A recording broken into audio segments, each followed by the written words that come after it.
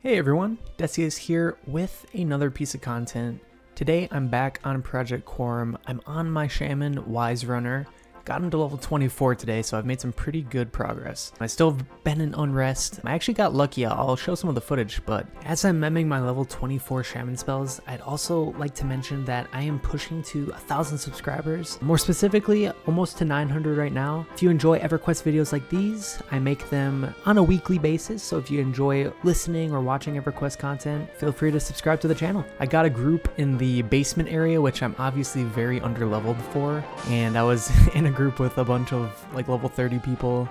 I mean, I was kind of just there for the tour, to be honest. I was trying my best, you know, with healing and trying to land some slows and some malas and even some disempowered and some direct damage, but I think about 80% of the spells I actually cast were resisted, unfortunately. But it was still fun to kind of take out those mobs and just see the basement again. I haven't really grouped in a basement group officially in a long time. I remember on Project 1999 on my Necromancer, I was doing a quest for the Harvester, which is the one-handed Necromancer only weapon, and the main quests are from like the Temple of Salazar Grow. And one of the items that I needed to obtain was like a fungus eye from one of the mushroom guys in the basement. So that was the most recent times I've been in the basement area, but besides that, it was kind of fun to just to see that place again and go pretty far into the depths of it, to be honest. We're going in the pit area, and these are areas I don't even think I've ever camped in that spot before, so it was kind of a fun, novel experience. But besides that, I kind of wanted to talk about just how many various versions of EverQuest there are. And I'm obviously going to focus a bit more on Project Quorum in this kind of commentary video. And while I talk about these topics, I am on my Shaman and I'm running to buy my level 24 spells in the Hallis Zone. A guildie, his name's Cooper, he was kind enough to get me a port to Surefall Glade, so very close to the Barbarian City. Running through Kanos Hills right now if you're just listening to the video. So I'm going to go through Blackburrow and run through Everfrost, so some fun times there. But anyways, I want to talk a bit about just playing on Project Quorum, and also kind of feeling a personal confliction with playing on Quorum versus playing on other versions of EverQuest, because I think in this day and age with MMOs, the player base of most of these MMOs have pretty much chosen their desired game at this point in time.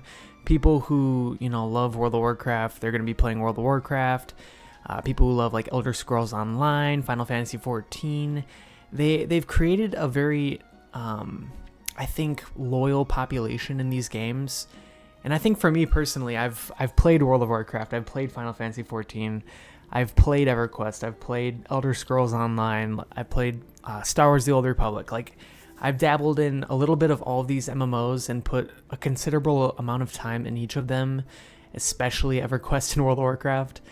And so I think with that, it's difficult to really commit to one kind of virtual world, and I think that is okay. I think it's okay to not have to, you know, choose an MMO as your only MMO to play, because honestly, I think that's not very realistic, because I think as humans we like novel experiences, we like trying out different things, and I think there's obviously a very good comfort in playing games that we're very familiar with. This guy's, oh my god, he's at 2% health. I thought he was gonna die there.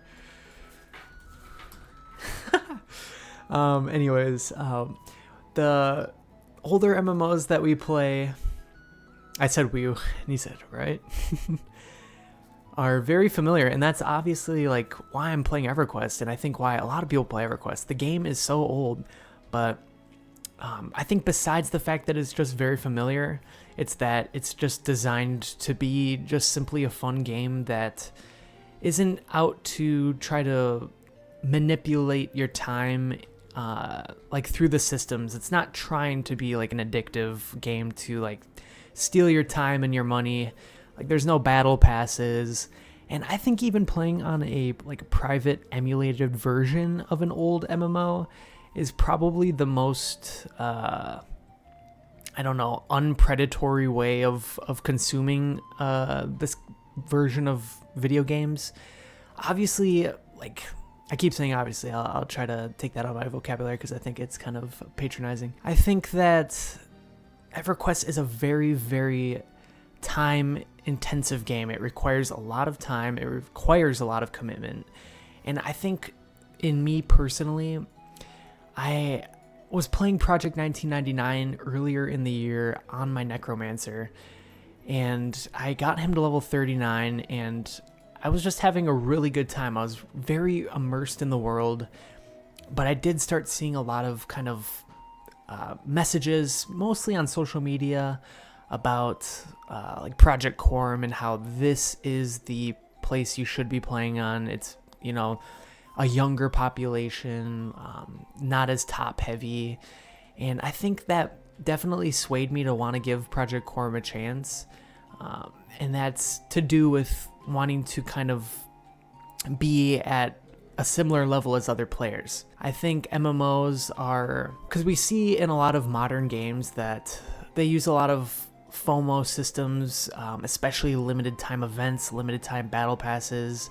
I was watching a video commentary earlier today from a YouTuber. I might try to include his channel in the description because I thought he had some really good points. But these games, they're specifically designed by the developers to be this way, to be manipulative, to take away your time from playing other games to focus on their games, because that'll actually earn them an increased revenue. Let me sell some of this stuff that I've acquired. I got a couple fine steel weapons, and I'm gonna need the plat because I'm probably gonna be spending a lot of 15 plat, very nice. I'm probably gonna be spending a lot of cash on these spells, but I'm not flat broke. I got 137 plat, so can't complain there. But anyways, talking back about the predatory systems in massively multiplayer online role-playing games, I think Everquest, it's such an old game, and with its design, that it wasn't its intended focus to have those kind of dynamics to it of like trying to outright steal your time. It's just a game that requires a lot of commitment and time simply because that is the manner of the world itself. It doesn't hold your hand, and it's not trying to prove itself in any way. And another fellow Everquest YouTuber, I want to give him a shout out. I've seen him in the comments on some of my videos, Wreck-It Rogue. I'll try to link your channel in the description as well. And I just got to shout out Wreck-It Rogue one more time. I was, after I was memming my spells, he ran up on his Shaman and just had a little convo, and he gave me some nice upgrades. So yeah, thanks again, man. Again, I put his channel in the description below, so check out his videos. He's playing a barbarian shaman as well, and his journey's been really fun to watch. So yeah, thank you, man.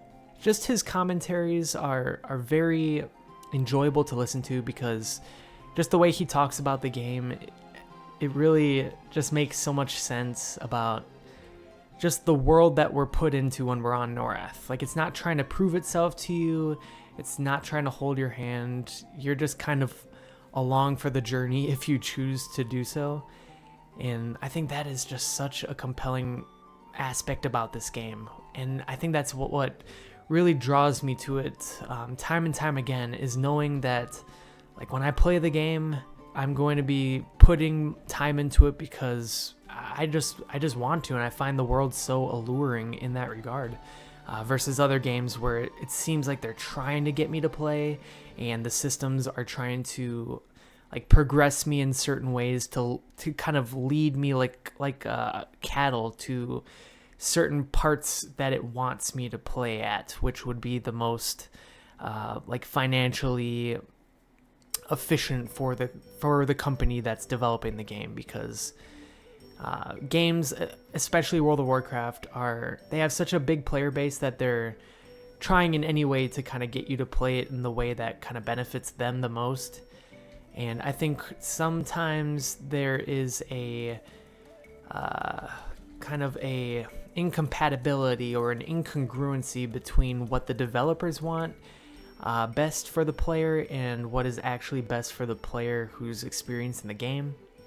And I think with Everquest, it is congruent in a way that the developers created the game that they wanted to create because that's the game they just simply wanted to create without really thinking too much about what the player would even want. And so the player is kind of experiencing this world that is kind of theirs. It's just its own world to explore with its own identity. And playing on an emulated version of that world where it's completely detached from any real world economic system, especially in contrast with the time lock progression servers, which are in this kind of content era of being more in the classic landscape, but it still has that real world economic attachment to it. Ooh, my cat's being crazy. I think that the most authentic experience in any MMO, I think, kind of falls... It's a strong statement, but I think it really does fall within like Project Quarm, within Project 1999. These emulated private servers that are recreating a world that was created almost 30 years ago with the philosophy of just being a fleshed out world. And rant aside, with all of the various ways of playing Everquest right now, we have time lock progressions, we have like the live servers, we have Project 1999, we have Project Quorum, we have Project Lazarus, a lot of projects, and any other various emulated version of Everquest. I think it can be overwhelming, especially for me personally, to kind of sit down and choose one of these versions to actually play. And like part of me really wants to just be able to like focus and commit to like just Project Quorum for a bit, because I just want to like experience the end game and experience like just getting a character to a point that like I'm happy with, like being in the end game. Like it's always kind of been a fantasy to just kind of just have like a character on one of these emulated servers like in the end game. But it does require a lot of time, and I think right now for me it's difficult to like sit down and play one version when I know there's another version that is like different in its own way that I find alluring. And I think if anyone like resonates or relates with that, I think anybody who is like an altaholic in Everquest, which means like you just keep creating different characters because you always feel like there's like another way of playing that might be a little bit more fun, or like something else that catches your eye. Like you're playing a caster and then you're in a group with like a ranger or something and you're like, dang it, like being a ranger looks so fun. And then you make a ranger and then you see an enchanter in your group and you're like, oh, he's like charming and he's giving clarity and haste. Like that would be so cool to be able to do. And then you make an enchanter and then you see like a cleric with their epic 1.0 and doing resurrections, and you're like, oh man, that would be sweet to be able to just heal people and buff people up. It's like your attention's always being like fixated on like external players, and you like just want to, I don't know, just experience it differently. And it's like, I think that's kind of how I've always played Everquest, is kind of within that lens.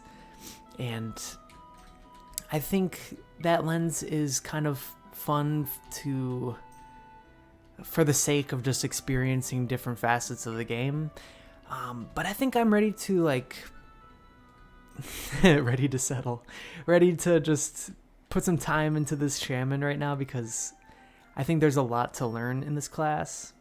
And I've just been pacing through the same areas of Alice right now.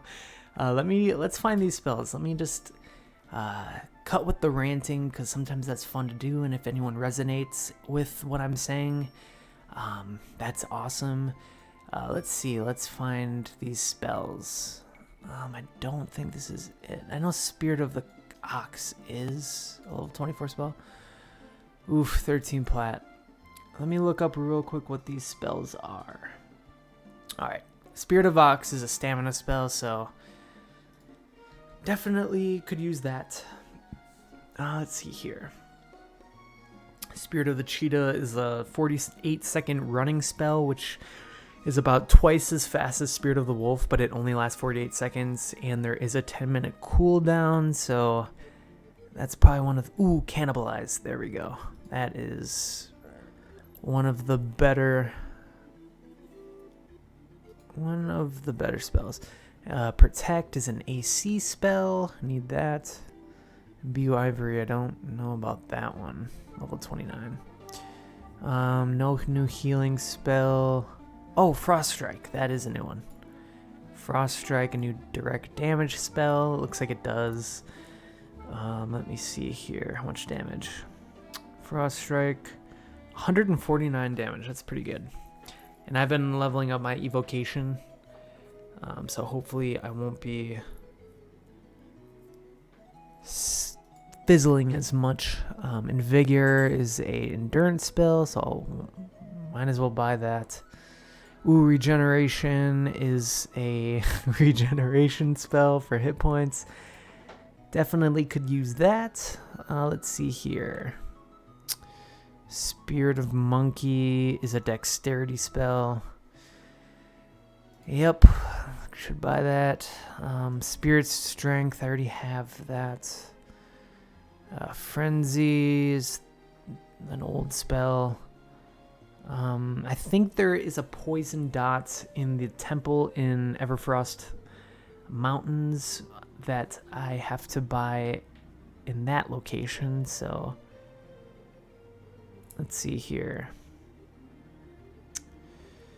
I don't know if I'm going to buy Spirit of the Cheetah because I have very limited funds, and I think for now I don't want to spend money I don't necessarily have to spend, although it might save me some time in transportation. I'll have to think that through. Let me see the evocation. 3 gold. I could buy a couple. Okay, that's it. I mean, yeah, I can always make more plat, you know. I'll be finding some camps and doing some platforming, which is what I did in my Necromancer. It's one thing I do like about Shamans, and I know it's important for me in the classes I play, are classes that are good with solo, because sometimes I don't want to commit to being in a group for like a certain period of time. That's why I loved playing the Necromancer on Project 1999, is it was mostly a solo class, the way I played it at least. And I like that because, hey, if I need to take a break or if I want to do something, I don't have to try to find a replacement or, you know, leave the crew hanging or anything. Like, I can just feign death and just do what I need to do in real life. That's why I really like the Necromancer, and I think the Shaman is a good balance between being able to solo, but also like having fun and enjoying group play. So that's a big reason why I chose the class.